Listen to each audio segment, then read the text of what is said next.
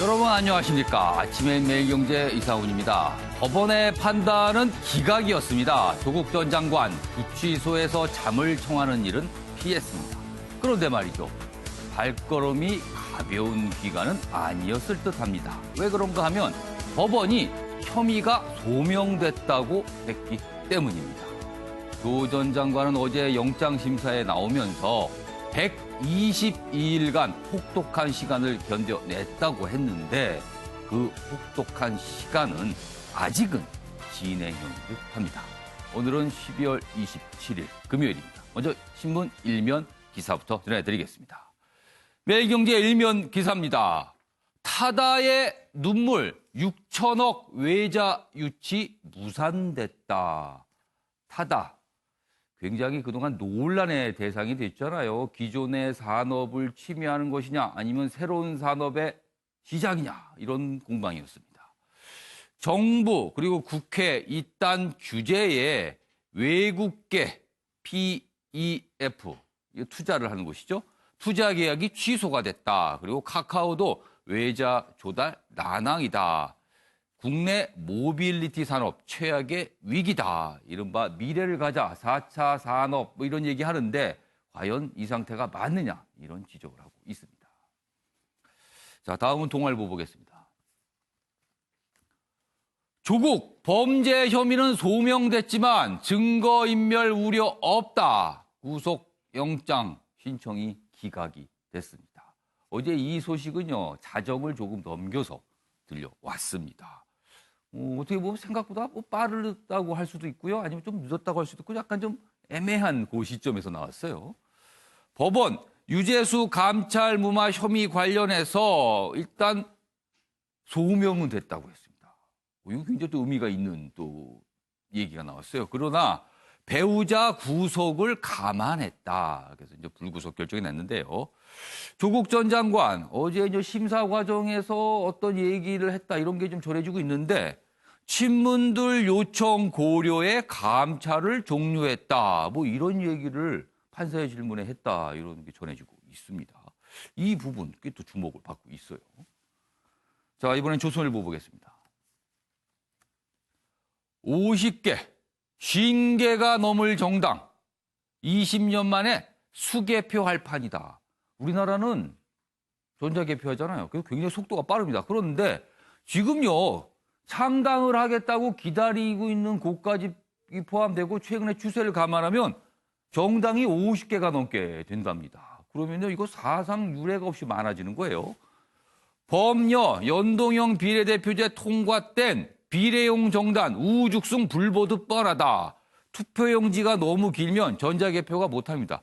전자개표로는 한 20개 정도 정당이 딱 적당하고 그 정도가 문제없이 할 수 있다는데 이게 50개 가까이 되면요. 이건 불가능해진답니다. 그래서 20년 전으로 돌아가는 코미디가 벌어질 수 있다. 이렇게 또 얘기하고 있습니다. 마지막으로 한국일보 보겠습니다. 이쪽에 있습니다. 집값 얘기가 있습니다. 12.16 초강력 대책이라고 알려지고 있죠. 일주일 정도 지났습니다. 자, 그럼 시장이 어떤 반응을 보였을 텐데 그 얘기입니다. 서울 전셋값 상승폭 4년 만에 최고. 목동의 98제곱미터 아파트 전셋값이 2달 만에 1억 3천만 원이 올랐다고 합니다. 굉장히 가파른 상승세예요. 입시제도 개편에 강남, 양천 등에서 신고가 기록한다. 이곳은 항상 이 어떤 입시제도와 맞물려서 이 집값이 좀 요동치는 곳인데 이번에도 그런 현상이 나타났다.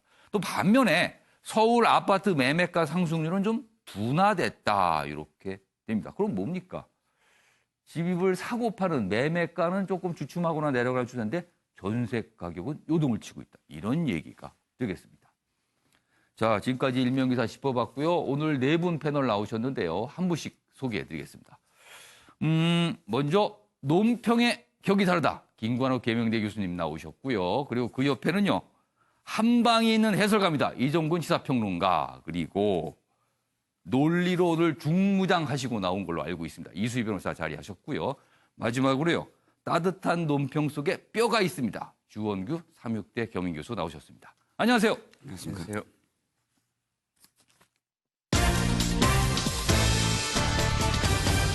오늘 다룰 주요 이슈들을 정리한 아침을 여는 키워드 4가지 준비되어 있습니다. 먼저 첫 번째 키워드는요. 어제 조국 전 장관 구속영장이 기각이 됐는데 그 과정에서 친문 청탁 이런 얘기가 지금 전해지고 있습니다. 뭔가가 있었다는 겁니다. 그리고요. 돌연 일본행 하명 수사 의혹과 관련된 참고인이요. 굉장히 중요한 참고인인데 지금 일본에 가 있습니다. 깜짝 놀랐습니다. 그리고요. 성인용 디즈니랜드. 이건 무슨 뜻일까요? 디즈니랜드를 원래 꿈과 환상을 보여주는 곳인데 성인용 대상으로 이런 게 있다는 겁니다. 이게 지금 정치권과 관련해서 이야기가 나오고 있고요. 시민대표 팽수 보호심각 타종을 하게 됐다고 합니다. 자, 이렇게 4가지 키워드로 오늘 내용 정리했고요. 첫 번째 이슈는요. 뭐니 해도 새벽에 있었던 가장 큰 뉴스가 되겠습니다. 조국 전 장관 구속영장 기각 이 소식부터 다뤄보겠습니다. 자, 제목이 큼지막하게 이렇게 돼 있습니다.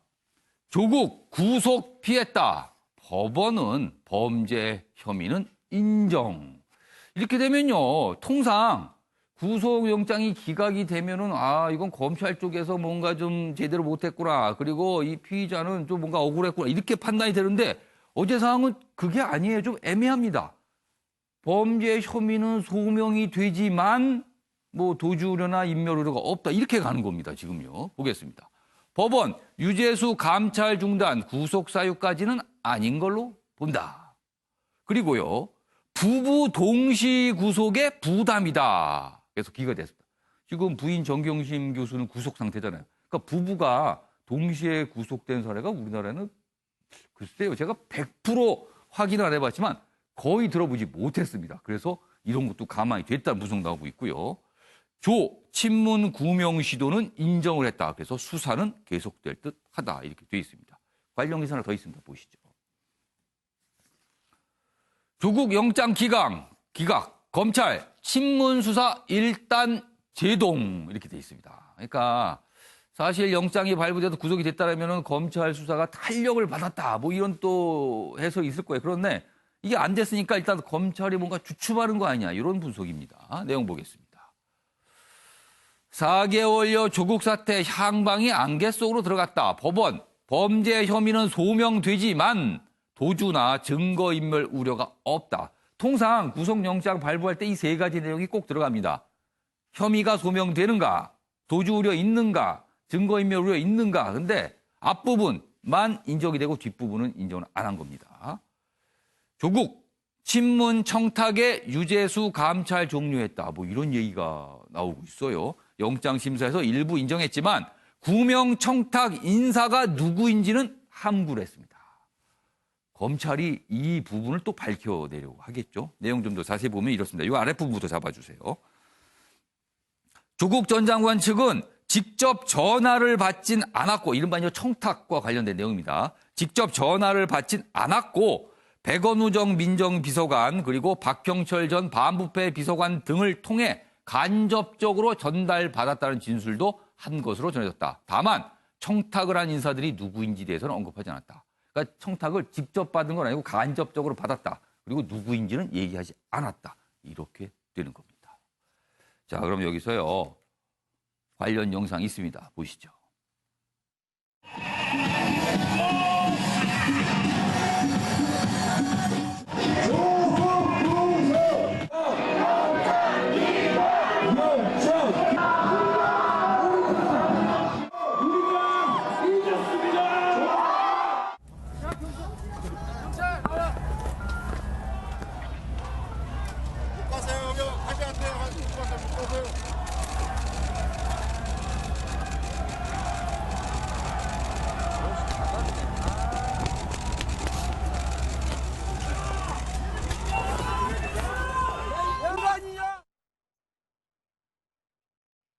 네, 기각 결정이 나고 그다음에 조국 전 장관이 구치소에 나오는 모습까지 좀 봤습니다.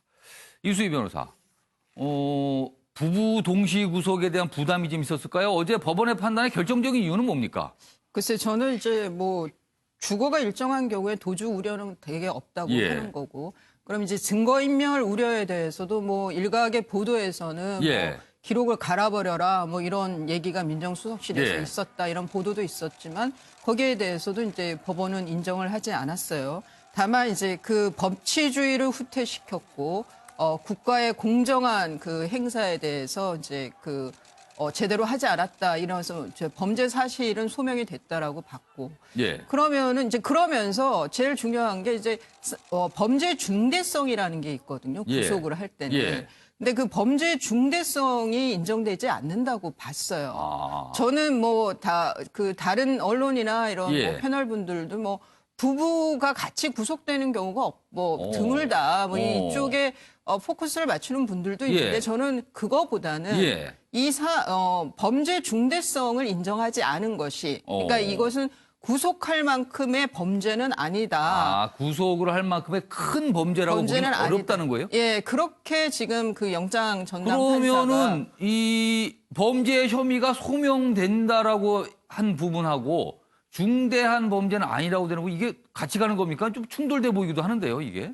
그러니까 이제 범죄가 인정이 되더라도 그게 예. 이제 중대한 범죄가 있고 또 이제 죄질이 중대하지 않더라도 죄질이 아주 불량한 범죄가 있고 뭐 이렇잖아요. 예. 그러니까 이런 경우면은 이제 뭐 그 구속보다 그러니까 그 만약 선고가 난다고 하더라도 예. 집행유예 가능성이 이제 높아지는 그런 정도의 범죄 사안이라고 그러면 보는 게 이렇게 되는 아니냐. 건가요? 뭔지 이 범죄와 혐의와 관련해서 문제가 있는 행동을 한 건 맞지만 이것이 엄청나게 크고 중대해 보이지는 않는다. 이런 판단을 했다는 겁니까? 그런데 이제 문제는 이전에 그러면 직권남용이나 직무유기로 예. 적폐청산이라는 그 명분 아래 예. 있었던 그 구속들 그렇죠. 사안은 좀 다르다 과거에 하더라도. 좀 많이 있었어요. 예. 직권남용 혐의로. 그러면 그거와의 형평성을 따졌을 때 그럼 이전에 그 구속들에 대한 예. 좀 뭐라 그럴까요? 그 이전 것들이 너무 과했다. 이전의 구속들이 과했다. 예. 는 거에 대해 뭐 그렇게도 뭐 평가할 수 있을 것 같고. 그러니까 형평성이나 문제를 좀 생각하게 하는 상황이다라는 거네요. 예. 저는 그래서 근데 과거의 게하고 자꾸 형평성에 맞춰야 된다는 건 저는 동의하기 어려워요. 예. 과거의 게 잘못됐으면 예. 지금에서는 바꿔야죠.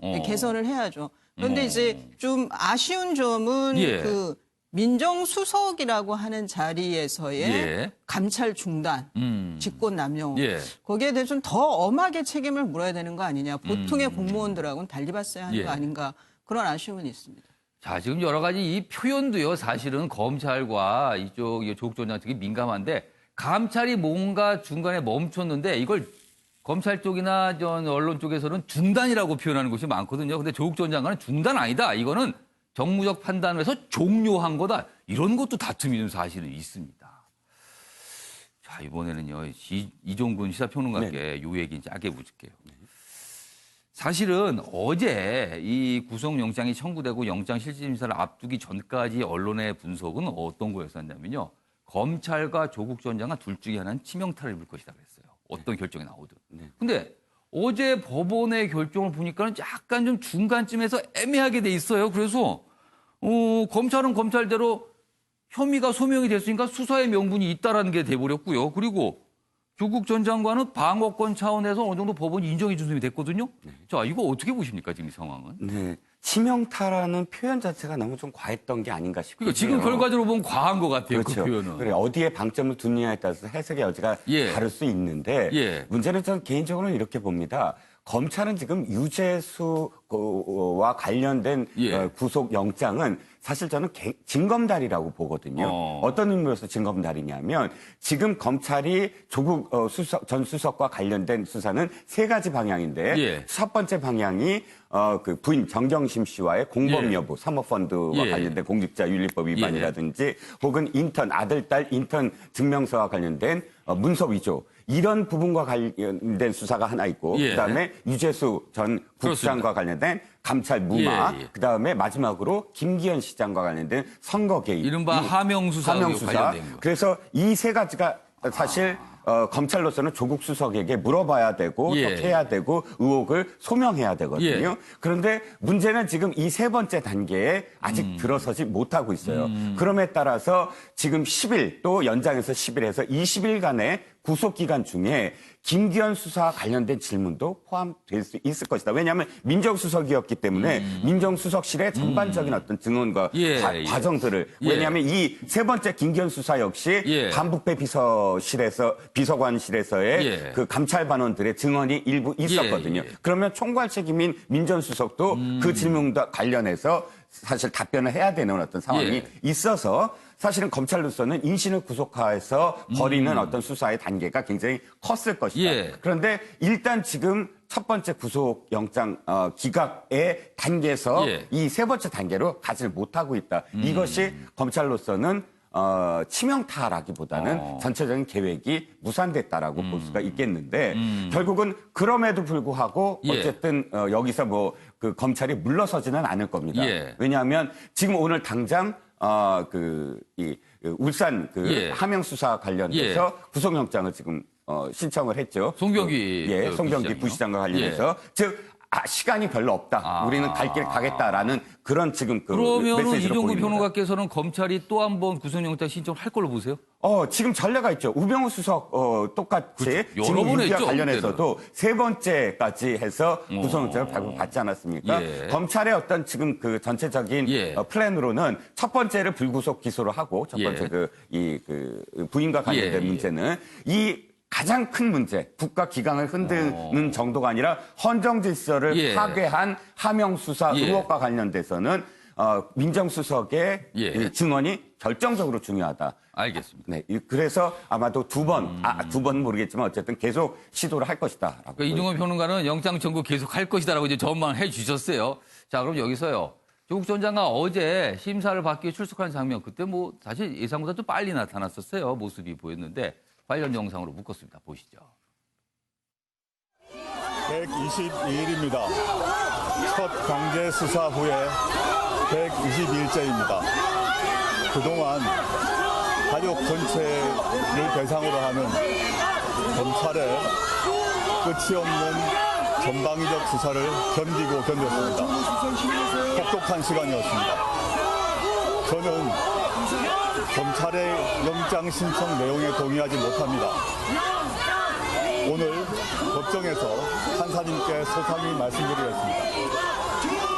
철저히 법리에 기초한 판단이 있을 것이라고 희망하며 또 그렇게 믿습니다. 감사합니다. 감찰 중단해달라는 외부 지시 있었습니까? 직권남용을 계속 부인하시는 겁니까? 한 말씀만 부탁드립니다. 네, 어제 한 10시 조금 넘은 한 10시 5분쯤 됐습니다. 그때 들어가는 장면이었어요. 김광석 교수님. 지금 뭐 여러 가지 이제 법원이 왜 기각을 했을까 이 내용에 대해서 분석을 좀 해봤어요. 근데 한 가지 어떻게 뭐 확인이 된 내용이 있습니다. 누군가 전화를 했다는 거죠. 그러니까 청탁성 전화인 거죠. 근데 지금 나오는 거는 조국 전 장관이 직접 듣지는 않았고 그 전화를 다른 사람이 줘서 간접적으로 전달받았다. 그래서 그 부분이 영향을 줬느냐 안 줬느냐. 이 부분이 어제 심사 과정에서도 이제 아마 쟁점이 된 것 같아요. 그 부분은 어느 정도 이른바 옆선에서 뭔가 청탁을 하는 전화가 있었다는 부분은 확인이 된 것 같아요. 그러니까 판사가 친문들의 청탁을 받아서 그것이 결정하는데 영향을 줬느냐 그랬더니 뭐 결정적인 정무적 책임은 자기에게 있지만 그 영향을 완전히 부인은 못한다. 뭐 이런 정무적 판단을 했다는 식으로 했어요. 약간의 영향을 받은 뉘앙스를 분명히 풍겼어요. 그런데 뭐 결정적으로 우리가 지금 얘기한 것처럼 이것 때문에 뭔가 무마를 한 거나 또는 수사를 감찰을 중단했거나 뭐 그렇게 판단하기는 좀 어려운 것 같고요.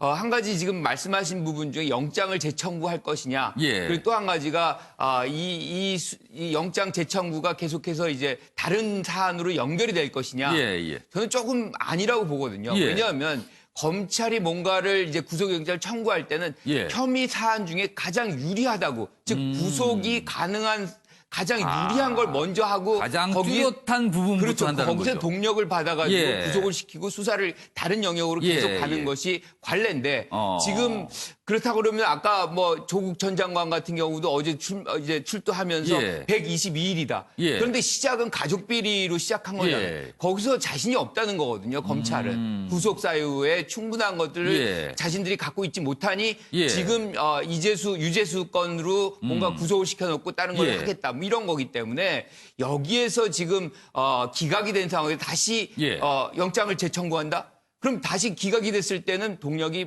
아주 많이 굉장히 좀 사라질 이른바 소위 리스크가 있다는 거죠. 그렇죠. 검찰 리스크가 쪽에. 있기 때문에 저는 불구속 수사를 갈 공산이 굉장히 크고요. 예. 그만큼 122일 수사를 했는데 증거 자료라든가 그렇게 충분치 않다는 것이 지금 반증되고 있는 것이고요.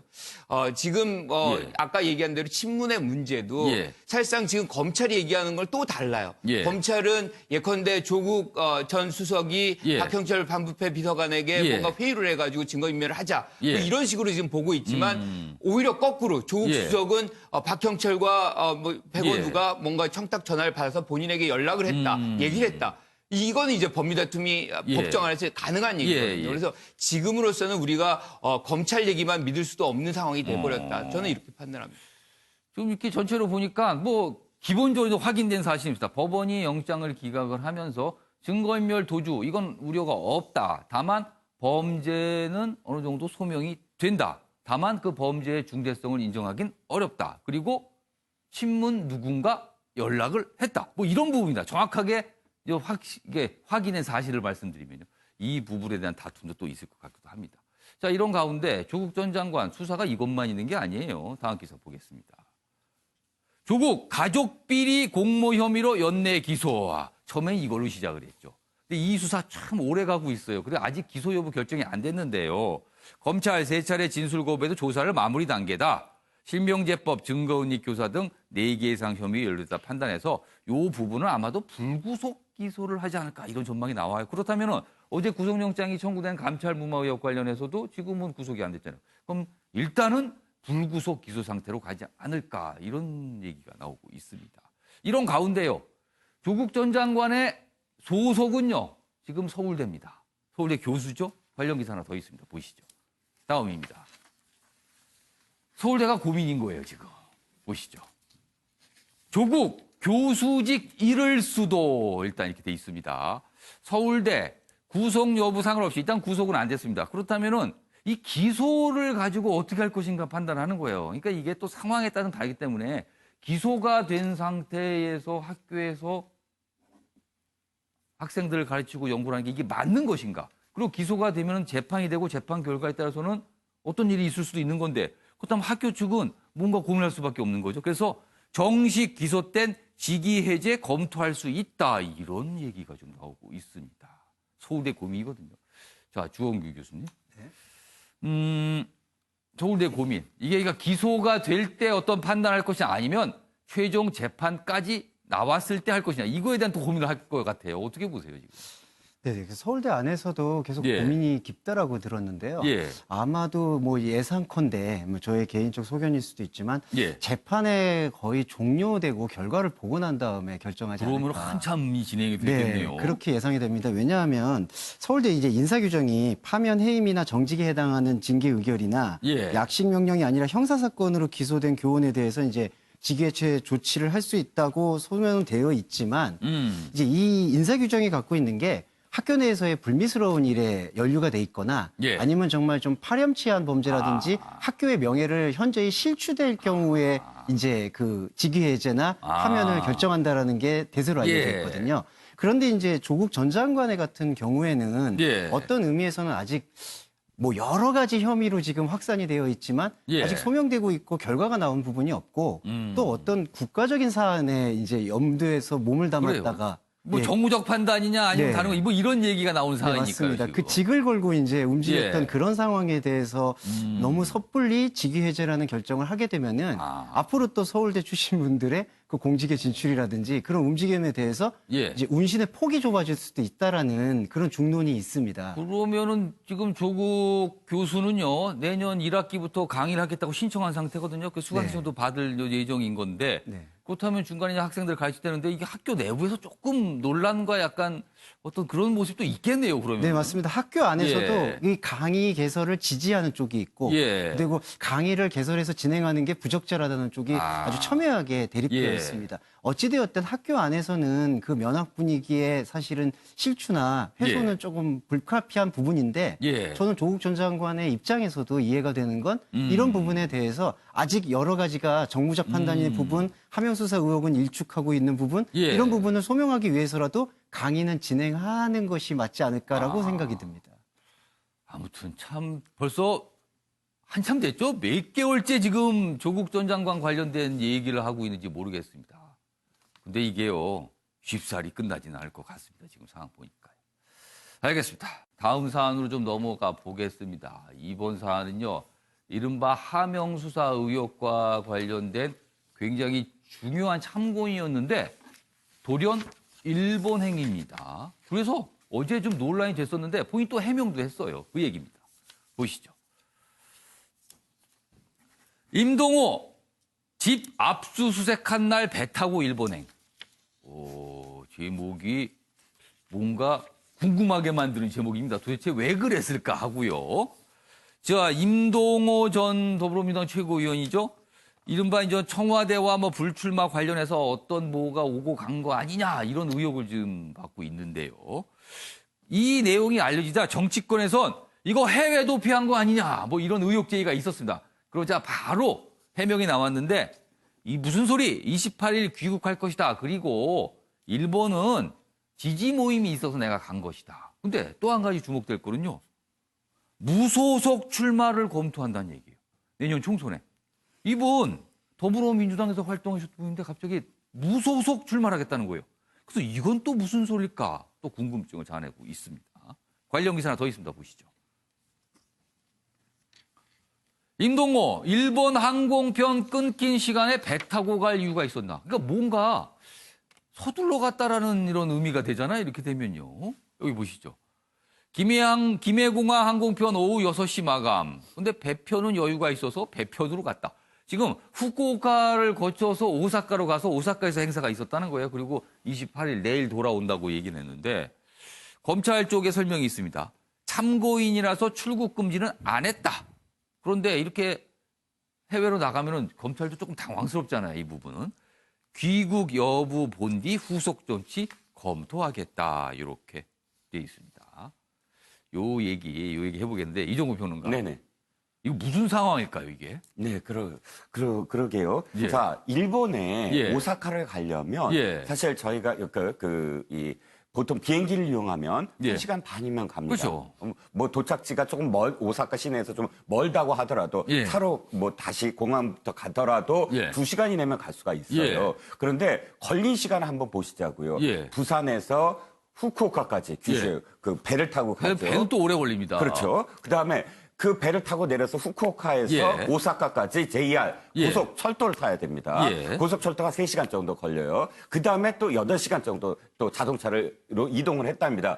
전체적으로 걸린 시간은 12시간이 걸립니다. 예. 그러면 상식적으로 생각했을 때 그 다음 날 첫 비행기를 타고 가는 것과 큰 차이가 없어요. 그러게요. 잠을 자고 편안하게 잠을 자고 그렇다면 예. 압수수색은 한 날 왜 굳이 밤 늦게 예. 이렇게 어렵게 돌아서 모든 시간을 다 투자를 해서 오사카로 갔느냐? 예. 물론 뭐 임 전 최고위원이 계속 주장하는 바는 오사카에 뭐 인맥도 있고 예. 사실 또 오사카에서 또 연수도 하고 했으니까 그런 어떤 이유를 댑니다만 예. 결정적으로 지금 임 전 최고위원은 굉장히 곤란한 위치에 있다. 곤란한 곤란하다. 입장이다라는 예. 거예요. 왜 곤란하냐면 처음에 검찰 소환 직전까지 언론에서는 어떻게 얘기했냐면 최고위원 시절에 김기현 당시 울산시장에 관련된 비위를 폭로를 하고 거기에 대해서 첩보를 첩보를 제공한 당사자다. 이렇게 언론에서 보도된 적이 있거든요. 그러니까 임주현 최고위원은 검찰에 소환되기 전까지 예. 나를 제거하기 위한, 나를 음해하기 위한 검찰의 음모다. 뭐 이런 시각으로 갔어요. 예. 근데 갔다가 나온 다음부터는 입장이 달라진 거예요. 제거의 총책으로 예. 마치 자신이 불려왔는데 예. 가서 보니까 검찰이 보여주는 업무 일지나 그 내용을 보면 예. 자기가 제거 대상이었다는 거죠. 즉 업무 일지의 내용들이 보면 임동호 제거라고 예. 표현돼 있거나 혹은 VIP 임동호 형제 용서하지 못할 자들. 이른바 그 논란의 그 수첩입니다. 예, 그 예. 수첩에 기록이 돼 있다는 그렇죠. 내용도 보통 있고. 우리가 VIP를 대통령이라고 예. 지칭한다면 예. 마치 문 대통령이 그냥 예, 글자 예. 그대로만 해석한다면 문 대통령이 임동호 형제에 대해서 왜냐하면 동생도 국회의원 선거에 나왔었거든요. 예. 그래서 이 두 사람에 대해서 용서받지 못하다. 이런 식의 어쨌든 내용을 예. 검찰이 보여줬던 거예요. 예. 그러니까 제거 총책으로 알고 갔는데 제거 대상이었다. 그 다음부터 기사가 어떻게 나냐면 예. 임동호 측근에 따르면 이런 기사들이 나오기 시작해요. 그게 업무 일지의 내용들. 그러니까 예. 임동호 전 최고위원이 예. 검찰에 소환돼서 자기가 실질적으로 봤던 그 내용들을 예. 측근한테 얘기해서 전하는 식의 어떤 예, 내용들. 예. 그러니까 자신은 계속 참고인인데 자신이 어떤 발언을 하면 사실은 굉장히 자기가 몸담고 있었던 예. 당과 그다음에 또 청와대에 불리한 증언을 할 수밖에 예. 없었다. 예. 그럼 자기가 어떤 거를 택할 예. 것이냐라는 고민 속에서 혹시 회피를 하려는 어떤 그런 도피성 외유가 아니냐라는 그러면 시각이 거기서 들어오지를 나오는 말아야 되잖아요. 근데 또 28일날 들어온다 그랬어요. 내일이면은. 그래서 뭐가 왜 그럴까 궁금증이 계속 남아요. 왜 갔을까? 그리고 갔으면은 통상 이렇게 되면 뭐 한참 있다 그러는데 또 들어온다고 또 밝혔어요. 그리고 또 한 가지 궁금한 점이 더 있습니다. 여기 이 대목입니다. 이 아랫부분 잡아주세요. 임 전 최고위원이 언론을 통해서 이제 밝힌 내용이 여기 소개가 되어 있습니다. 도피성 출국 아니다. 오사카는 제2의 고향이라 여기 머물며 송년 모임을 하고 있다. 그러니까 본인이 오사카 인연이 깊다. 그래서 간 거다. 모임이 있었다. 그겁니다. 그런데요, 이 부분입니다.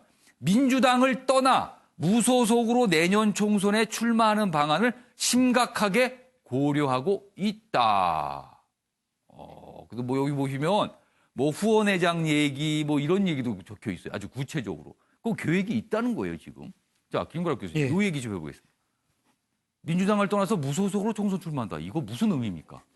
그러니까 뭐 여러 가지 계산을 하고 있겠죠. 그런데 지금 예. 이종근 평론가님께서 말씀하신 부분 예. 상당 부분이 이제 임동호 전 최고위원의 주장을 근거로 했는데 이 그 와중에 이제 음모론이 같이 섞여 있는 겁니다. 그렇죠. 빼돌린다, 아직까지 뭐 100% 사실인지 예. 모릅니다. 그거는. 그렇죠. 그건 사실 팩트라고 우리가 일단 뭐 확인이 안된 전해졌다, 것이기 알려졌다 뭐 때문에. 이런 내용들이 많습니다. 그렇죠. 지금요. 그런데 지금 이 상황에서 우리가 이제 예. 확인된 거 없이 계속 얘기하는 예. 것도 굉장히 소모적이다라고 예. 생각을 하고 이 사안에서 가장 중요한 건 청와대가 선거 개입했느냐는 예. 거거든요. 예. 그러면 이 과정 속에서 지금 임동호 전 최고가 처음에는 불출마를 권유를 받았다. 예. 그리고 또 다시 그것과는 상관이 없었다. 예. 그리고 오사카 총영사는 본인이 제안을 했다. 예. 뭐 이런 얘기들이 지금 중간에 처음에 나온 거보다 말이 조금씩 계속 바뀌어요. 결이 달라졌어요. 그렇죠. 혼선을 사실은요. 만들어내고 있거든요. 예. 그리고 지금 일본에 가는 과정도 그래요. 그냥 예. 비행기 타고 가면 될 거를 굳이 배를 타고 그러게요. 그러니까 누가 빼돌렸다 뭐 이런 얘기까지 예. 만들어내는 상황을 만들거든요. 예. 그런데 지금 이 상황에서 민주당 누군가가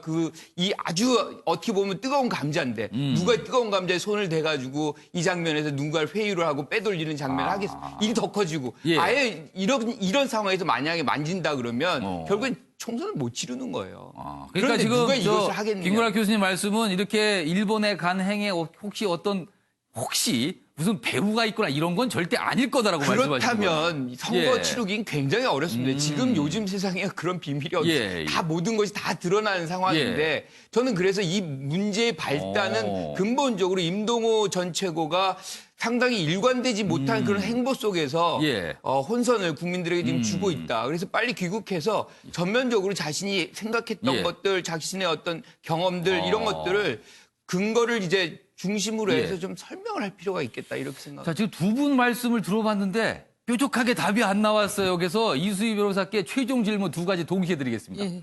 도대체 왜 이 시점에 일본을 간 걸까? 그리고 일본에 가서 언론을 통해서 왜 무소속 출마 검토한다는 얘기를 했을까? 이 두 가지 이유가 뭘까요, 정말?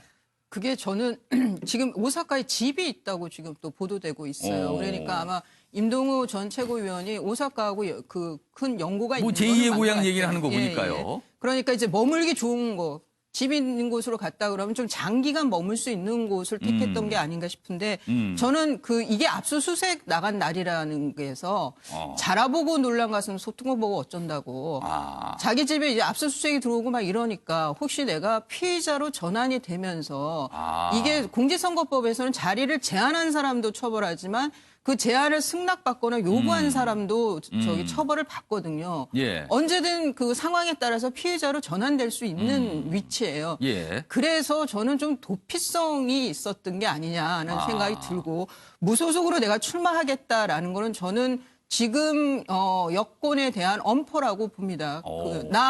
나 건들지 마라. 그러는 것 같아요. 왜냐하면 이게 지금 제명이 돼 있어요. 지금 지난달 1월에 예. 명예훼손 혐의로 울산시당에서 예. 제명이 됐어요. 이 예. 이동훈 최고위원이. 지금 이제 그래서 중앙당에서 재심 중인데 예. 구제될 그러니까 나를 구제하든지 아니면 나한테로 뭔가 다 잘못을 돌리는 날 구제해주지 않으면 나 총선에 무소속으로 출마한다. 그럼 타격이 어디 가겠네. 이런 얘기가 되는 무소속으로 건가요? 나왔을 때 무슨 말을 할지 아무도 알 수가 없는 거죠. 저는 그런 면에서의 그 무소속 출마 얘기는 그 경고라고 하는 것이 더 맞을 것 같습니다. 아무튼 28일 내일 돌아온다고 합니다. 그 기자들이 아마 질문 많이 할 거예요. 공항에서 기다리면서 도대체 왜 갔는지, 무소속 얘기는 왜 그런 건지, 그리고 앞으로 뭘 할 건지 궁금증은 많이 남는데 아직까지는 불투명합니다. 왜 그러는지에 대해서요. 알겠습니다. 다음 기사 하나 있는데요. 짧게 보겠습니다. 이런 상황에서 지금 역시 이제 하명수사 의혹과 관련된 인물입니다. 송병기 구속영장 청구했다. 송철호 울산시장 당선시키려 청와대와 불법 선거 도모한 혐의다. 그래서 이쪽도 가고 있습니다. 여기도 지금 기자회견도 자청하고 했고 여러 가지 얘기를 했는데 아무튼 이쪽은 또 다른 인물이 여기 있습니다. 영장이 또 청구가 되니까 또 이것도 어떤 결정이 나오는지 또 기다려봐야 될 것 같습니다. 알겠습니다. 다음 주제로 넘어가 보겠는데요. 어제도 저희가 좀 간단하게나마 다뤘었는데 진중권 교수요. 이 정도면은요. 유시민 이사장 저격수가 됐다는 느낌도 살짝 듭니다. 사실은요. 기사 보겠습니다. 여기 있습니다. 유시민 나이까지 들먹인 진중권 교수. 알릴레오는 성인용 디즈니랜드다. 알릴레오는 유시민 이사장이 진행하는 유튜브 방송이잖아요. 근데 이걸 정면으로 비판을 한 겁니다. 그리고요, 여기 보시면 과거 얘기가 좀 있습니다. 과거 노회찬, 지금은 고인이 되신 노회찬 의원과 그리고 유시민 이사장, 그리고 진중권 교수가 이른바 노유진으로 진보 인사로 아주 큰 활동을 했잖아요. 노유진으로 불렸는데 지금 이렇게 된 겁니다. 지금요. 조국 문제로 틀어져 앙숙이 됐다. 이렇게 분석을 하고 있습니다. 여기 보시면 과거에 이 세 사람이 같이 찍은 사진인데 2015년이군요. 2015년에 그 모습이 이렇게 나란히 있습니다. 이때는 참 사이가 좋아 보이잖아요. 근데 지금은요, 굉장히 좀 사이가 거칠어지고 말았습니다. 관련 기사 더 있는데 보시죠. 다음입니다. 이쪽에 있습니다.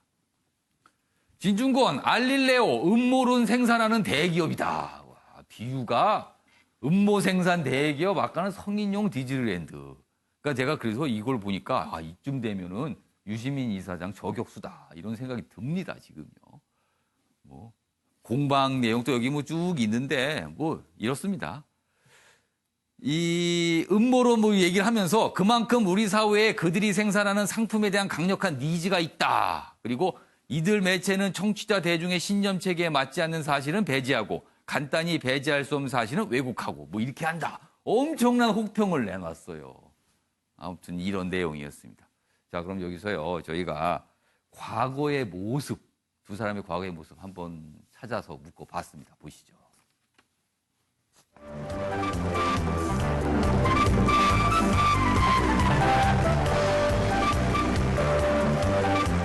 저보고 제가 출연한 방송 제작진에서 방송국 밖에서는 대통령 후보하고 사진 찍히지 말라고 그러더라고요. 그래서 진 교수 여기 앉고 저쪽에 심 대표 앉으시라고 그랬는데 시나리오도 그렇게 돼 있는데 이상하게 앉았어 지금 단상에 있는 네 사람 중에 여당 집권 세력 해본 사람 저밖에 없어서 지금 단상에 계신 분들 중에서 집권 경험이 있는 유일한 분이신데요. 그때 그 정권의 문제점이 뭐였냐면 깜빡이를 왼쪽 켜고 우회전했던 거. 그거 아니라니까. 그런 일이 없으려면 역시 이번 대선에서 우리 정의당이 얼마나 약진하느냐, 이게 정권 교체 성격을 결정할 것이다, 이렇게 말씀드리도록 하겠습니다. 네.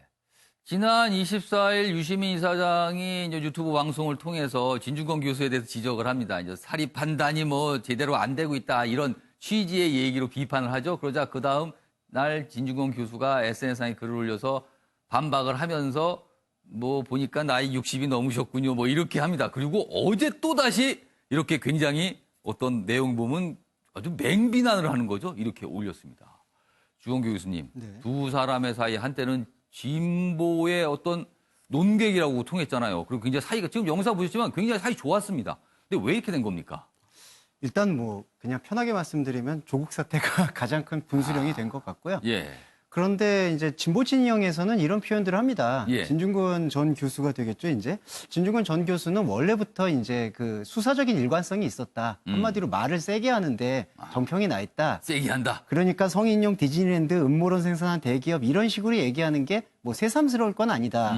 그렇기 때문에 어떤 아젠다가 다시 생기게 될 때 예. 유시민 이사장과 같이 또 텐트를 칠 것은 그렇게 우려할 사항은 아니다. 이런 식으로는 얘기를 하는 완전히 갈라서거나 이런 건 아니라고 보시는 네, 거예요? 원래부터 이제 세 분이 예전에 고 노회찬 씨까지 했을 예. 때, 세 분이 했을 때도 그렇게 말이 그렇게 뭐 설렁설렁하게 주고받진 않았었거든요. 그렇기 때문에 이걸 너무 크게 볼 것은 아니다라고 예. 얘기는 하지만 예. 문제는 저는 유시민 이사장에 대한 진중권 전 교수의 지적은 예. 나름 타당성이 있다고 봅니다.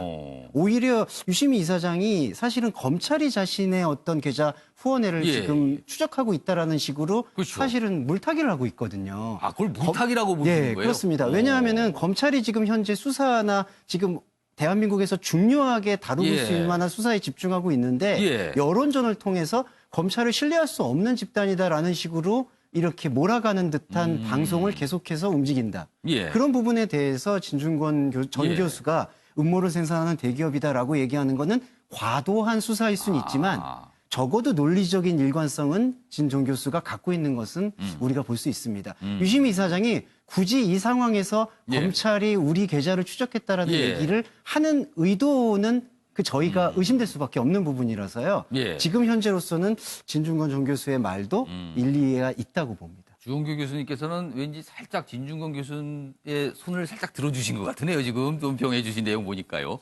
김구락 교수님. 예. 글쎄 이거를 뭐 또 일각에서 확대 해석을 하면서 또 진보 진영 내 분열이 시작됐다. 뭐 이렇게 또 해석도 해요. 어떻게 보세요?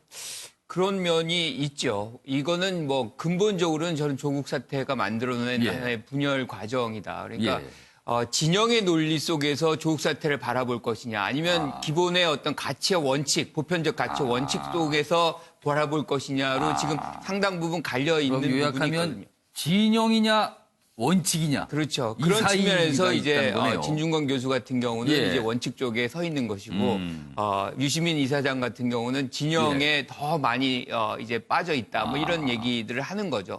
그런데 지금 우리가 이제 알릴레오 얘기를 하면서 나타난 것들이 여러 가지 이제 문제점들이 있었어요. 그러니까 예. 예컨대 이제 정경심 그 펀드 매니저의 예. 뭐 KBS에다가 뭐 이 취재를 했느니 예. 안 했느니 그렇죠. 뭐 그 논란이 오류가 있었던 있었죠. 거잖아요. 그러니까 이런 것들이 이제 반복이 되는 상황에서 예. 또 뭐 이 진중권 교수한테 사유 체계를 한번 점검해봐라 뭐 이런 얘기를 하고 또 그런데 또 이제 진중권 교수는 마찬가지죠. 이게 나이가 이제 어느 정도 됐으니 예. 나보다 더 높다 이거죠. 그러니까 살짝 뭐라고 누르니까 들이받은 거예요. 그렇죠. 사실은요. 이게. 근데 중요한 건 나이 차이도 별로 안 나요. 그러니까 서로 그런 얘기할 건 아닌 것 같고 문제는 이게 예. 일종의 이제 진보 농객 간의 예. 주도권 싸움처럼 되고 이것이 진보의 어떤 갈등을 만들고 분열을 이제 확대 재생산하는 걸로 이제 만들어진다 그러면 예. 그분들 둘이 역사적인 어떤 책임을 져야 되는 장면들이 또 만들어질 수 있어요. 우리가 그 단계까지는 갔다고 생각하지는 않습니다. 예. 굉장히 이제 작은 단위에서 지금 뭐 갈등을 맺고 예. 있지만 이것이 어느 수준에서 굉장히 중요한 이슈로 부딪힌다 그러면 그거는 이 두 분의 어떤 예. 책임이 굉장히 클 수 있기 때문에 이 정도 선에서 감정적인 어떤 문제들을 갈무리하는 것이 어떤가 이런 생각합니다. 혹시 또 유시민 이사장이 방송을 통해서 또 한 번 더 이렇게 뭔가 반응을 보이면 이게 또 커질 수도 있어요. 지금 이 상황이요. 예, 이종구 평론가. 네, 진중권 교수의 이런 원칙적인 입장은 예. 이번이 처음이 아니죠. 제 예. 기억에는 노무현 정부 시절에 예. 노무현 정부가 사실 굉장히 그 타격을 입었던 사건이 황우석 교수 사태입니다. 줄기세포와 관련돼서 노무현 정부가 전적으로 황우석 교수를 지원하고 했던 입장. 근데 초기에 거의 모든 언론과 모든 평론가와 모든 진보 논객들이 전부 다 황우석 사태를 옹호했어요. 그때 유일하게 먼저 나서서 진중권 교수가 황우석 사태에 대해서 진실을 말해야 된다라고 뭐 인터넷 매체에 이야기하기 시작하면서 당시에도 진중권 교수는 같은 진영에서 어떻게 저럴 수가 있느냐라는 온갖 비난을 다 받았습니다. 근데 진중권 교수 일관되게 옳은 건 옳다고 이야기하는 것이 진보다. 진보는 진영 논리가 진보가 아니다. 진보라는 가치는에 대해서 피력을 했습니다. 이번에도 사실 진중권 교수 나서서 이야기를 하기 시작했죠. 같은 진영 내에서. 그런데 진 교수한테 돌아가는 비판 중에 하나가 뒤늦게 시작을 했다.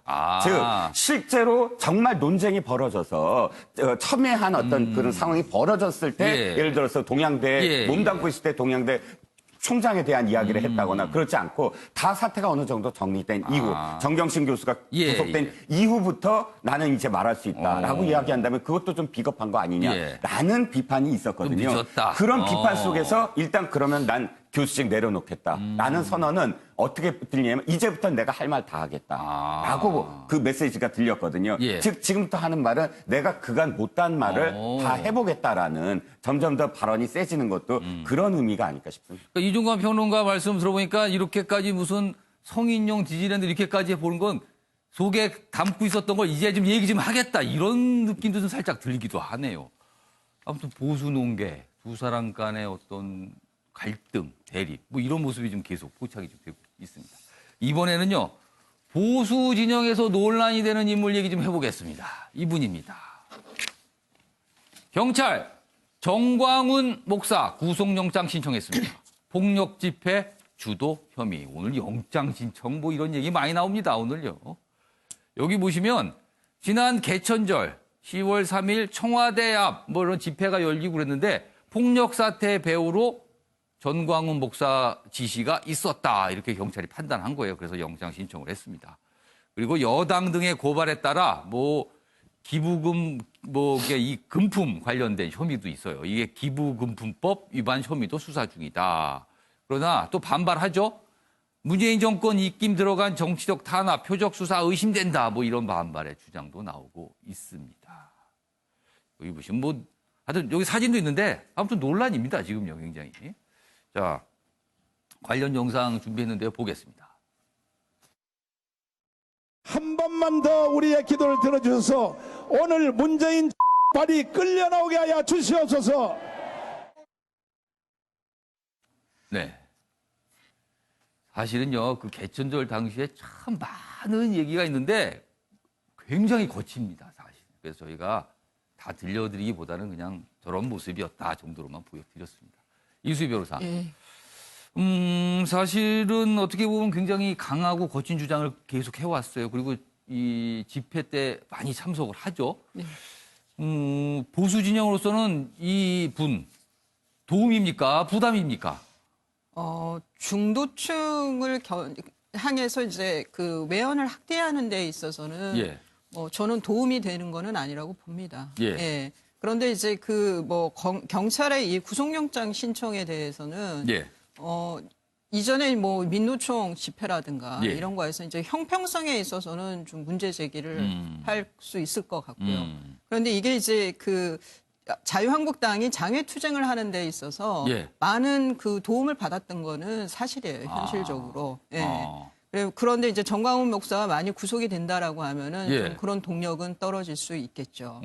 그런데 저는 이제 그 지금 중요한 건 내년 총선의 그 결판인데 그때 수도권을 그 다 잃는다 그러면 지역 정당으로 전락할 위험도 큰 상황. 뭐 이런 상황에서는 정광훈 목사 같은 분이 도움도 되지만 한편으로는 상당히 부담도 됐던 인물이 아닌가. 저는 개인적으로 그렇게 생각합니다. 도움도 되지만 부담도 됐다. 주영 교수님.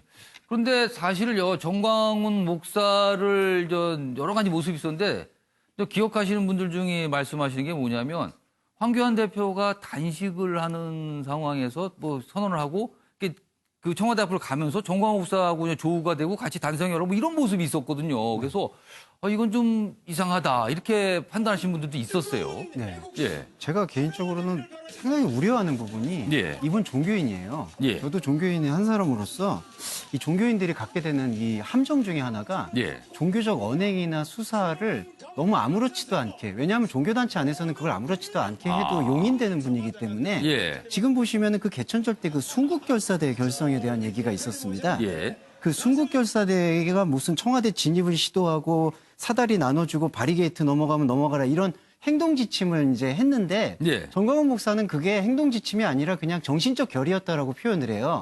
근데 교회나 그런 곳 안에서는 그 어떤 성서적인 가르침을 인용을 해가지고 예. 죽음을 각오해라는 얘기들을 너무 아무렇지나 않게 하는 분위기가 일부 보수 계통의 기독교 안에는 일부에서 그런 현상이 맞습니다. 있다는 거네요. 정광훈 목사는 그런 게 지금 정치하고 종교가 헷갈리고 있는 거예요. 한 가지 근데 아쉬운 부분은 예. 이 범투본이라고 얘기하는 그 이제 문재인 하야 범국민 투쟁본부 예. 참 말하기도 좀 애매한 곳인데 예.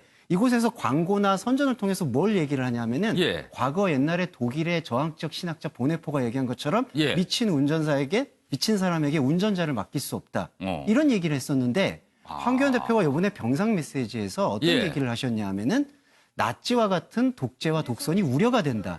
이런 식의 수사가 겹치게 되는 게 저는 앞으로 좀 우려가 되고요. 예. 만약에 정말 구속영장이 신청되고 이렇게 될 경우에는 예. 정광훈 목사는 또 종교적인 프레임을 이용해서 내가 탄압을 받고 있다라는 걸로 해서 예. 이후에 더 어떤 우려되는 확장과 선동이 이렇게 될지 이거는 전체적으로 정치적인 상황에서도 예. 저는 진보와 보수를 막론하고 불행적인 상황이 우려가 돼서 심각한 우려가 있습니다. 지금 저희가 보수 진영 내 어떤 모습 그리고 진보 진영 내 모습 다 보여드렸는데 공통점을 찾자면 그렇게 아름답지 않은 모습인 건 분명해 보입니다. 지금 이런 상황으로 좀 가고 있어요. 자, 지금 황교안 대표 얘기를 잠깐 하셨는데 관련 기사가 있습니다. 이낙연 국무총리도 등장을 합니다. 보겠습니다.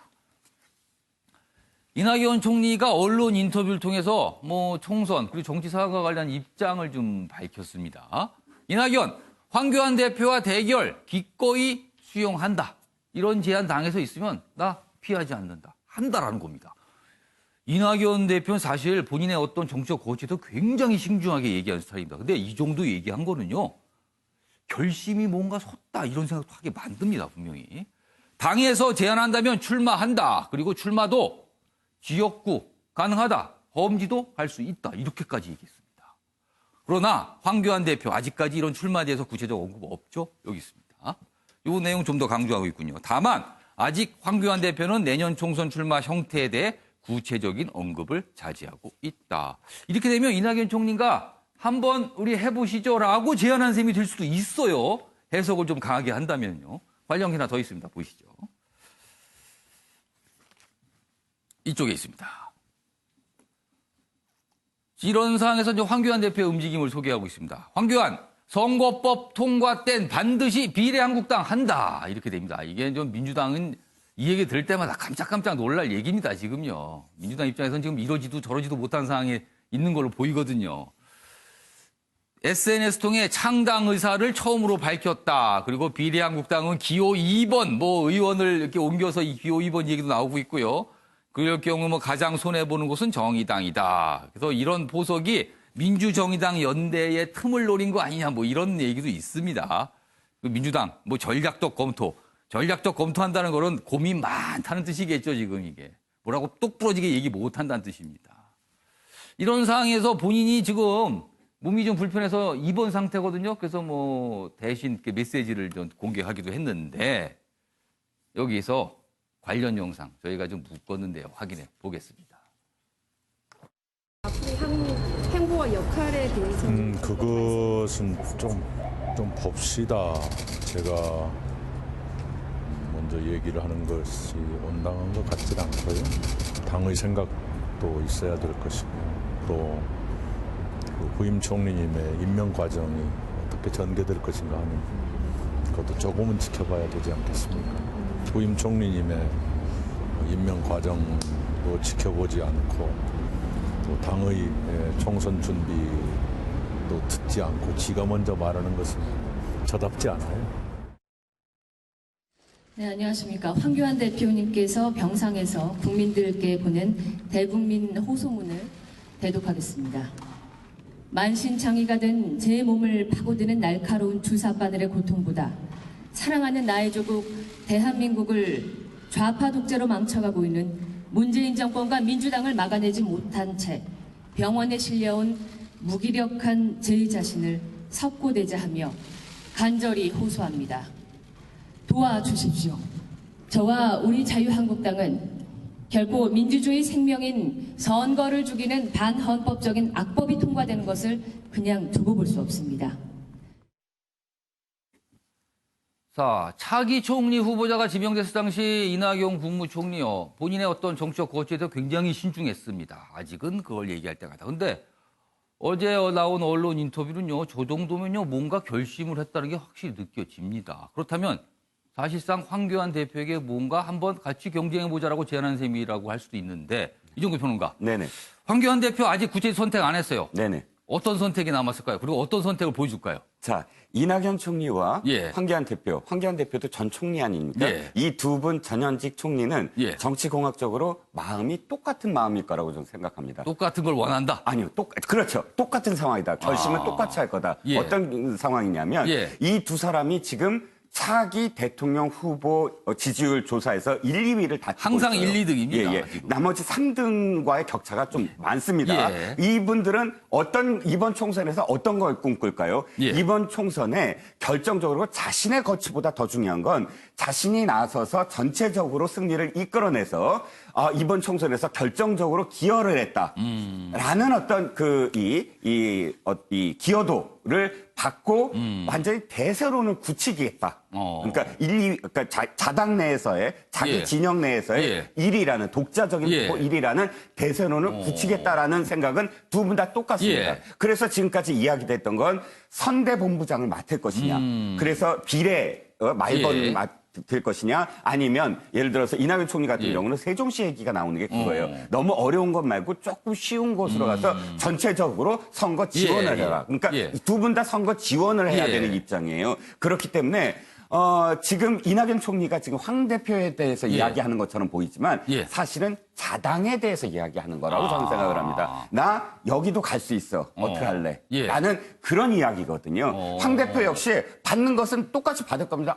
물론 난 회피하지 않겠다. 하지만 결론적으로 실제로 이 당에서 그러니까 이 전체적인 어떤 상황을 봤을 때 그게 더 유리할까? 이건 끝까지 봐야 된다는 것이죠. 갈 수는 있지만 가겠다라고는 얘기할 수 있지만 결정적으로는 내가 지금 선대 본부장을 맡고 이걸 이끌어야 되는데 그보다 더 급한 건 당이다. 내 거취보다 더 급한 건 당이다. 이렇게 해서 다른 쪽으로 나갈 가능성은 두 분 다 많다는 거죠. 그러니까 어떻게 보면은 지금 저런 얘기들 그리고 황교안 대표의 여러 개 움직임이 무슨 총선에 출마 본인의 어떤 정치적 입지에 대한 것 같이 보이지만 실제 들여다보면 당내 상황을 뭔가 정리하고픈 이런 바람들이 있는 거다라고 지금 해석을 해주셨어요. 자, 김가락 교수님 이 얘기도 해주시고요. 그리고 황교안 대표 지금 입원 중이잖아요. 근데 당대표면은 저런 입장 표현 되게 대변인 통하는 거 아닙니까? 그렇죠. 근데 왜 배현진 당협위원장을 통했을까요? 이것도 좀 설명 좀 해주세요. 왜 그런지. 지금 이낙연 총리와 황교안 대표의 공통점을 중심으로 말씀을 하셨어요. 대선 추구하고 1, 2위고 다 맞는 말씀인데 기본적으로 두 분이 다른 게 하나 있어요. 그러니까 황교안 대표 같은 경우는 본인의 거취를 본인이 결정할 수 있습니다. 당대표이기 때문에. 반면에 이낙연 총리는 그걸 할 수가 없습니다. 근본적으로 당에서 정해준 길로 가야 되는 건데 본인은 종로라는 어떤 정치적 상징성이 매우 높은 영역에서 상대당의 대표와 붙어서 이긴다면 뭐 대선 가도는 뭐 그 이후에 당의 어떤 장악력이라든가 대선 가도라든가 굉장히 쉬운 길이 열릴 수 있다. 그래서 아마 모험을 한번 걸어보는 것인데 결국은 이제 우리가 이제 치킨 게임이라고 그러죠. 달리는 자동차는 이미 이제 이낙연 총리는 움직이기 시작했고요. 그거를 피할 것이냐 말 것이냐의 선택은 결국에는 황교안 대표에게 남아있다.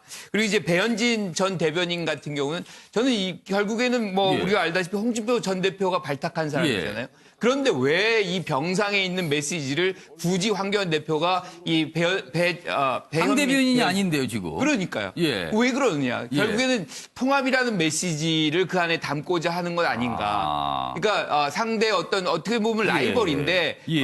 홍준표 전 대표의 사람도 같이 하고 그리고 또 비례한국당을 만든다면 예. 거기에 어떤 역할을 홍준표 대표에게 줄 수 있다. 뭐 이런 메시지로도 좀 해석은 가능할 것 같아요. 근데 뭐 아직은 확실한 건 없죠. 이거는요, 한국당의 몸담국인 이수희 변호사가 설명 좀 해주셔야겠어요. 왜 어제 메시지 대독이 저렇게 된 거예요? 저는 뭐 당에 설명 들은 거는 없고요. 예. 그냥 그런데 이제 그 안에서 뭐 황교안 대표가 이제 예. 내년 총선에서 갖고 있는 컨셉이 기본적으로 청년 여성에 대해서 많은 기회를 주겠다라는 거거든요. 그런 면에서 원외위원장이고 현재 송파을의 원외위원장이고 여성이고 청년이 예. 배현진 위원장이 적합했던 거 아닌가. 그러니까 대변인이 그냥 그 당대표의 예. 메시지를 전하는 것보다는 내년 총선과 관련된 메시지이기 때문에 그래서 저는 청년 여성이 다 이렇게 대표할 수 있는 배현진 위원장을 선택한 게 아닌가. 그러고 보니까 어제 더불어민주당이 여성 한 분을 영입을 했죠.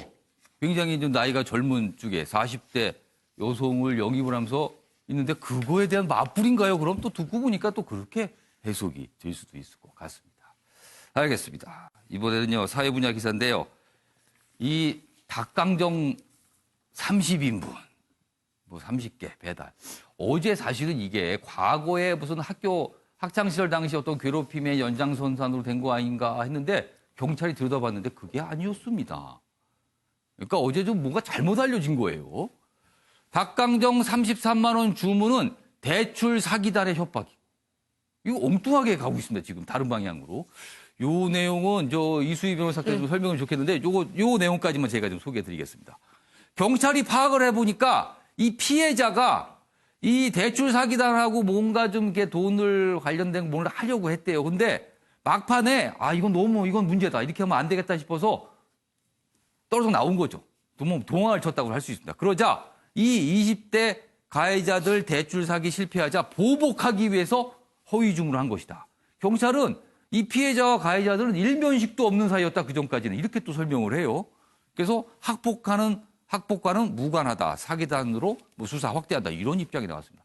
유수희 변호사, 이거 자세히 좀 설명해 주세요. 무슨 사연인지. 그러니까 알려지기로는 그 아들이 저 학교 때부터 예. 학교 폭력에 시달리던 피해자가 그 아들을 둔 엄마가 예. 어떻게 얘기해야 되나요? 그러니까 그 학폭의 가해자들이 20살이 넘은 성인이 돼서도 이렇게 그 허위 주문을 해서 그 피해 학생의 집에서 돈을 한 30만 원이 넘는 돈을 예. 지불하게 한 뭐 그런 사건으로 알려지면서 어떤 괴롭힘에 계속 이어지고 있다라는 것처럼 그래서 예. 그 닭강정 그 업주가 이런 경우가 있습니다라고 하면서 이제 SNS에 글을 올리면서 엄청난 공분을 사고 관심을 받았는데 이제 알고 보니까 이게 이제 학폭은 아니고 근데 그게 그 업주가 거짓말을 한 거는 아닌 것 같아요. 업주분은 그냥 본인이 들은 대로 그리고 생각나는 대로 얘기를 한 거예요. 그러니까 이 업주분은 그 엄마하고 얘기하면서 자기는 그렇게 이해를 한 것 같아요. 그래서 이게 이제 이런 거다라고 올렸는데 이제 알고 보니까 그 피해자의 그 아들의 경우에 이제 어디에서 이렇게 대출해 줍니다 이런 광고들 있잖아요. 보통 그게 사기거든요. 문서 위조해가지고 자기가 무슨 담보 능력이 되는 것처럼 해서 이렇게 제2, 제3금융권에서 돈을 대출을 받아서 일부는 그 사람들 떼어주고 일부는 자기가 받고 그런 건데 이제 그 피해자인 이 아들이 내용을 들어보니까 자기가 문서도 위조해야 되고 뭐 그런 거예요. 그러니까 이게 나쁜 짓인 한 걸 깨달은 거죠. 이게 범죄네. 그래서 막판에 빠진 거예요. 그랬더니 이제 그 사기단들이 그 괘씸하다 그래서 골탕을 먹이려고 이 허위 주문을 한 거죠. 그런데 이 아들 피해자의 경우에 또 괜찮은 게 사람이 경찰에 또 신고도 했어요. 자기가 그렇게 이런 사기단이 있다고. 그래서 이미 경찰이 그걸 좀 조사하고 있었겠네요. 그래 분당경찰서에서 조사를 하고 있었던 거죠. 그래서 뭐 이게 학폭이냐 아니냐는 크게 중요한 것 같지는 않고. 경찰서가 분당경찰서가 아니라 수정경찰서 아닙니까? 성남 수정경찰서. 그러니까 그 사기를 그 수사한 곳은 분당경찰서고 강정 주문 사건을 또 처리하는 거는 또 수정경찰서고 그렇게 두 군데서 지금 했는데 그러니까 결과적으로는 여하튼 나쁜 놈들이 잡힐 그게 되는 거죠. 놈이라고 말해서 죄송합니다. 그럼 아무튼 뭔가 이상한 일이 있었는데 지금 이게 보니까 원래 그건 아니었지만 아무튼 문제가 있는 사안인데 이게 드러난 거예요. 괜히 닭강정 엉뚱하게 보복한다고 시켰다가 이렇게 된 겁니다, 지금요. 알겠습니다. 이번엔 다음 기사 좀 미소 짓게 만드는 기사 보겠습니다. 아유, 팽수가 나왔습니다. 팽수. 요즘에 뭐 대세입니다. 대세. 팽수 보신각 타종 시민 대표로 뽑혔다. 이렇게 돼 있습니다. 그러니까 이게 연말이면 하잖아요, 항상. 근데 여기에 뽑힌 겁니다. 권위주의를 허문 시민의 대변인이다. 이런 이유로 뽑혔습니다. 민간 인형 캐릭터 초대는 처음이다. 그렇죠. 처음 본 것 같습니다. 이렇게 인형이 나오는 거는. 그리고 뭐 이수정, 이 약간 저 프로파일러 관련 이런 걸로 전문가로 이름 높으신 이수정 교도 포함됐다. 여기 보면 서울시 홈페이지 등 온라인에서 아이돌 그룹 방탄소년단을 제치고 가장 많은 추천을 받아 시민 대표로 선정됐답니다. 많은 분들이 팽수가 이거 해야 된다고 원한 거예요. 그래서 나왔는데 시민들이 원하는 리더가 누구인지를 보여준 결과라는 분석도 있습니다. 속 시원한 소리 좀 했으면 좋겠다 이런 뜻이 되겠네요. 여기도 보시면 또 재밌는 분석이 있어요. 지금까지 제야의 종 타종을 별별 기록 이렇게 돼 있습니다. 뭐 특이하신 인물들이 있었나 봐요. 최고령은 1999년 102세. 그리고요. 최연소는 팽소랍니다. 10세. 10살입니다. 근데 이거 뭐 정한 거 아닙니까? 그냥 10살이라고? 그 뭐 특이한 내용이 있습니다. 여기서요. 관련 영상 좀 들어보겠습니다. 팽하! 네, 제가 우리 팽수에게 보내는 편지 하나 보내고 싶은데요. 우리 지금 팽수가 뭐 엄청나게 인기가 있는 것 같아요. 온 국민들이 지금 사랑하는 맞습니다. 그런 이제 팽수가 됐는데요. 우리 서울시에 한번 좀 나와달라는 겁니다. 네. 아무튼 뭐 팽수 대세 맞습니다. 제야의 종에서 또 보게 됐습니다. 많은 분들이 즐거워하실 것 같습니다. 자, 다음은 사진을 좀 하나 준비했는데 좀 봐주세요. 여기 보시죠. 사진이 있는데 누구 한 명이 구멍이 나 있습니다. 이 모습에 보면은요. 이 모습에 뭐 어떤 운동선수를 같아요. 근데 누가 뭐 악수하고 있는데 여기 누가 들어갔을 것 같은가. 이걸 좀 김구학 교수님 좀 맞춰주실까요? 이거 여기에 보세요. 그냥 추정을 좀 해주세요. 외국인이죠? 우리나라 사람 아닙니다. 그렇죠. 외국인 선수들 중에 누가 뭔가 이렇게 막 반갑게 하는 것 같은데 누가 들어갈 것 같아요, 여기에? 일단은 아이스하키 팀 같아요. 그런데 선수들이 굉장히 좀 나이가 있으신 분들인 것 같은데 잘 모르겠습니다. 이종근 평론가 누구 같습니까? 뒤에 트리가 있네요. 트리도 있고 트리도 있고 그리고 모자도 쓰고 있고. 모자도 쓰고 있고 아이스하키 팀인데 뭔가 좀 재미있는 행사 같기도 하고. 뭐 산타 할아버지 아닙니까? 뭐 선물. 산타 할아버지요. 이수희 변호사는요? 저는 제가 러시아어를 좀 읽을 줄 알아서. 뭐 써 있습니까, 러시아로? 저 틀리지 못해 이게 라시아라고 좀 돼 있는 것 같기도 하고. 그래서 저는 푸틴. 푸틴 대통령. 근데 그게 재밌는 사진은 아닐 거예요. 그러게, 뭐 재밌을까요, 푸틴 대통령이? 주원구 교수님. 저는 처음에 트럼프 대통령인 줄 알았는데. 트럼프 대통령이요? 이수희 변호사님이 러시아. 그러니까 러시아의 트럼프 대통령. 근데 저 지도자 같은 생각이 좀. 왠지 지도자. 네. 네 분 해주세요. 그러면 일단 정답부터 보겠습니다. 뭔지 보세요. 정답 보여주세요. 푸틴 대통령입니다. 푸틴 대통령이 아이스하키 선수로 출전했답니다. 근데 이 팀이요, 아마추어 아이스하키 선수팀인데요. 푸틴 팀과 상대팀이 있어요. 근데 이 경기가 뭐냐면 아이스하키를 장려하기 위해서 크렘린궁 앞에서 열리는 행사랍니다. 매년 있다는데 문제는요. 이 푸틴 팀이 승리했는데 푸틴 대통령이 절반 이상 골을 넣었다.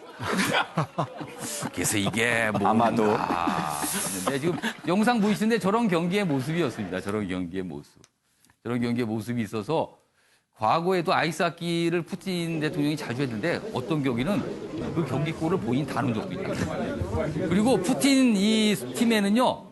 미국 아이스하키 프로리그 있잖아요. 거기에 활동한 선수들도 대거 들어가 있었답니다. 그러니까 상대편이 뭐 되겠습니까? 이게 아무튼 뭐 이런 얘기입니다. 김은학 교수님 어떻게 보셨어요? 저는 못 맞췄기 때문에 반성하겠습니다. 근데 저 뭐 골을 그렇게 많이 넣는다는 거는 상당히 그 아이스하키에서도 권위주의가 작동을 하는구나. 실력이 좋은 거 아닐까요? 아니요. 권위주의가 작동하는구나. 그런 느낌이 오네요. 알겠습니다. 지금은 러시아를 좀 하시는 이수희 변호사께서 정확하게 좀 맞추셨습니다. 알겠습니다. 자, 아침에 매일 영재 오늘은 여기까지입니다. 시청해주신 여러분 고맙습니다.